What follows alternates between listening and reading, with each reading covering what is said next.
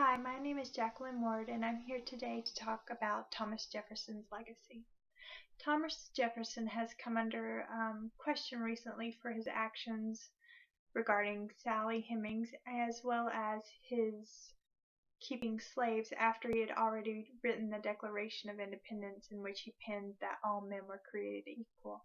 However, I do believe that the Declaration of Independence is Thomas Jefferson's lasting legacy, regardless of his other actions, because we all make mistakes, and I just feel that the Declaration of Independence is his legacy as a way of freedom for all. Whether he applied it himself or not, it has been used even more recently as proof for independence.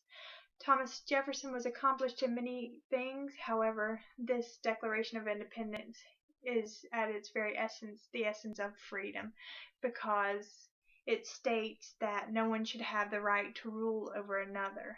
A line in the Declaration of Independence says, "Whenever any form of government becomes destructive to these ends, it is the right of the people to alter or abolish it, and to institute new government, laying its foundation on such principles and organizing its power in such form as to them shall seem most likely to affect their safety and happiness."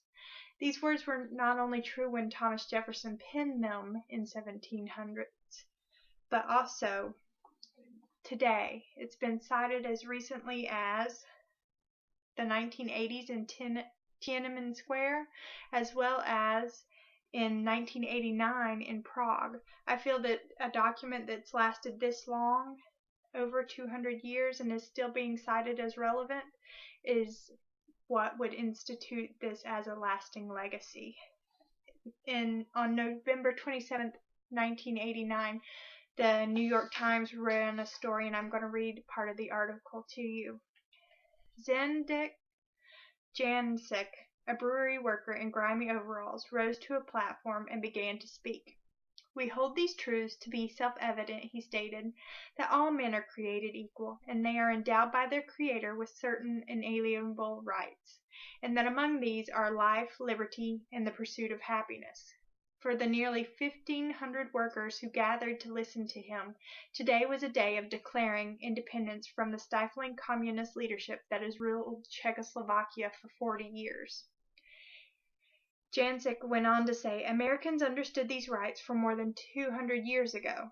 Mr. Jancek said that after reciting parts of the Declaration of Independence to his co-workers, we are only now learning to believe that we are entitled to these same rights. I think that because it's still being cited in 1989, which is only about 25 years ago, that it's still relevant today, the Declaration of Independence, and I think that's Thomas Jefferson's most lasting legacy.